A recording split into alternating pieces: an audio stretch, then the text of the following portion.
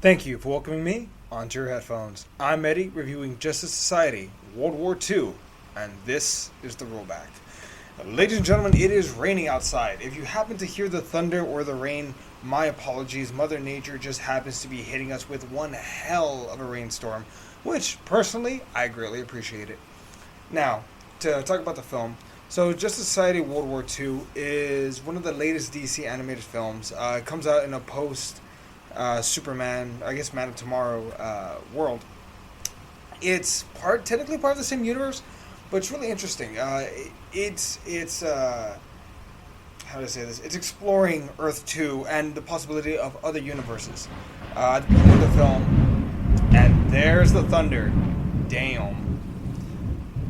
So this film does explore Earth 2 and other dimensions, other Earths that are possible. On Earth 1, Barry Allen is a superhero.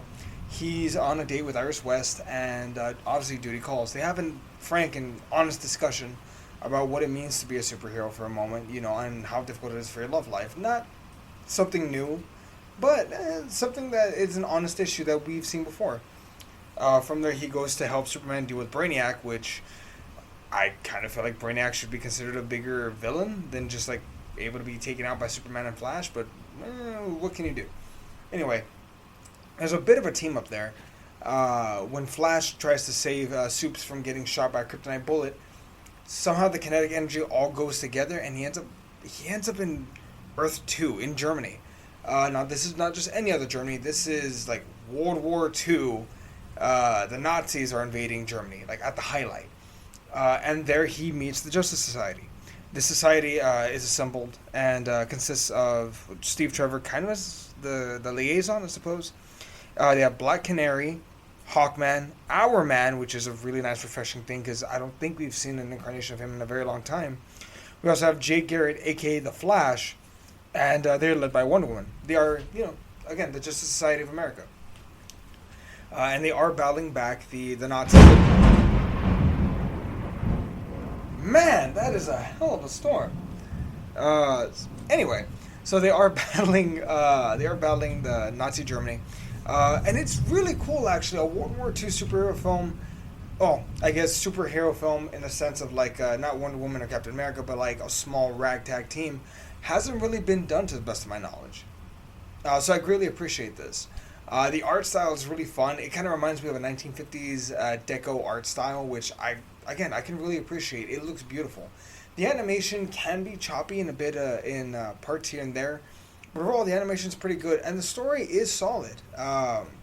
They're having to I guess battle back the Germans. There are several points where magical artifacts are being introduced and discovered and talked about. We get a peek at Dr. Fate as well, which I'm wondering if he's kind of a multi-dimensional being, as in there can only be one Dr. Fate at any given moment. It's kind of complicated. There's also a great love story between Steve Trevor and Diana Prince.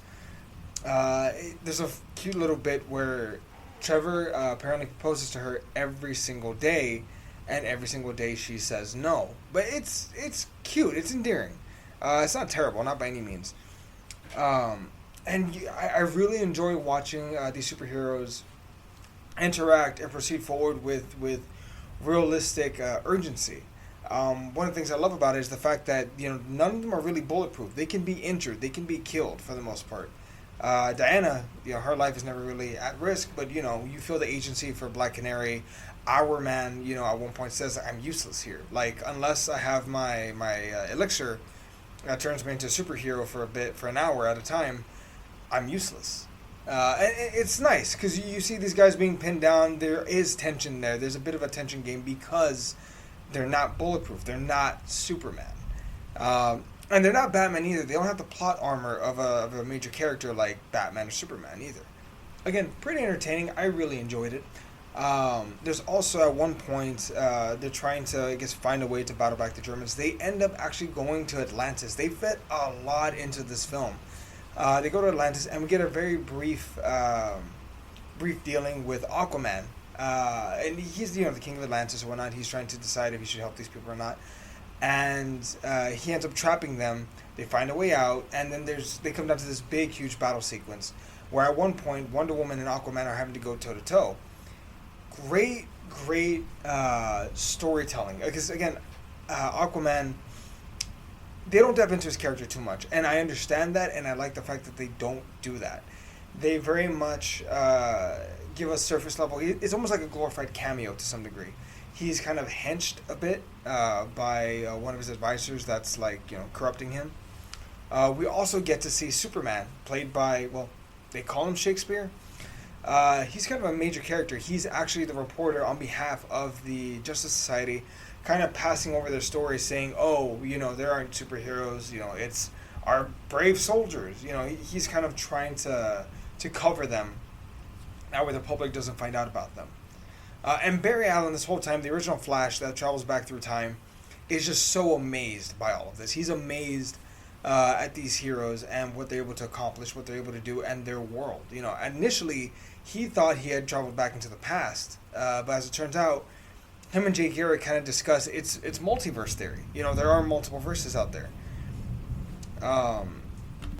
All this culminates in a convincing battle in Manhattan, actually. The JSA arrived just in time, and it's a very big battle sequence. You see the forces of Atlantis battling the JSA and homebound troops. You see the police are vastly overwhelmed. At one point, Hawkman is unceremoniously killed, unfortunately killed. Our Man is wounded. Jay Garrick and Black Canary, they're able to fight back the monsters, while Wonder Woman has to tangle and try to deal with Arthur. Unfortunately, everything is going to pot. Clearly, this is not a story that the JSA are going to lose. You do expect them to win, and they do manage to eke out the briefest of victories with the help of Steve Trevor. And it's at that point that something I really didn't see happening happens. Steve Trevor actually dies. He gets wounded, mortally wounded, and dies. He has the potential to live, but when Barry Allen is about to get him over to a medic, he tells him, "No, go save the people. It's okay, go."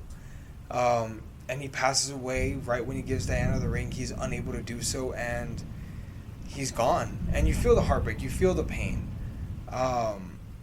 It's just unfortunately such a sad moment, and you were actually somewhat invested into the character. He was very charismatic, and I think they kind of took that from the Wonder Woman, the original film, and they made Steve Trevor a very charismatic character. That's how you care about him, and props to them. They made me care about this guy, even if it was just for a moment.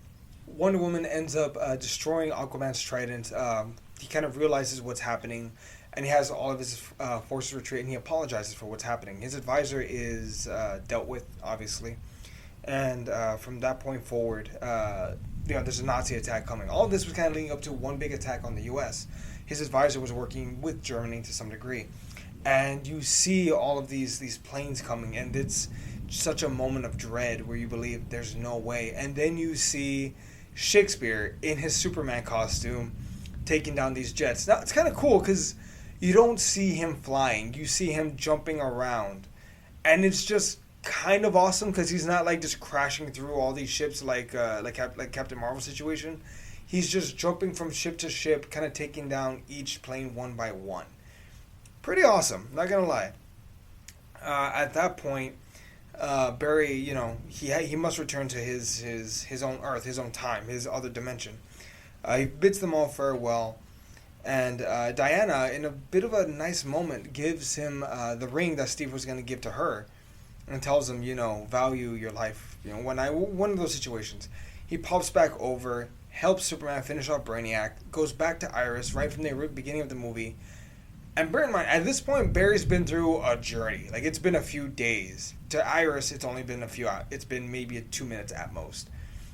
And he proposes. He actually proposes to her. Luckily, she says yes, she accepts. And he, right before the film ends, or a little bit before the proposal, he talks to Superman and he kind of says, maybe we should consider looking for others like us. Kind of teasing a Justice League team up in the future. Thus far, there have only been 2 movies in this particular universe. There was Man of Tomorrow and this one. So we'll see where they go from here. Thus far, I like the animation for the most part. It can get kind of ugly at times, but they get pretty creative, especially with the fight scenes. I forgot to mention, there's this one awesome fight scene that Wonder Woman has battling the Germans. and it reminds me so much of the movie. The choreography, I know it's an animated film, but the choreography is off the charts. Overall, if you're a DC fan or if you're a fan of superhero movies in general, definitely worth a pickup. It's a lot of fun because again, it's a bit of a different aesthetic. Not too many superhero movies go back to like World War I, World War II. I can only think of two off the top of my head, and you know what I'm talking about. But that's going to wrap it up for this week.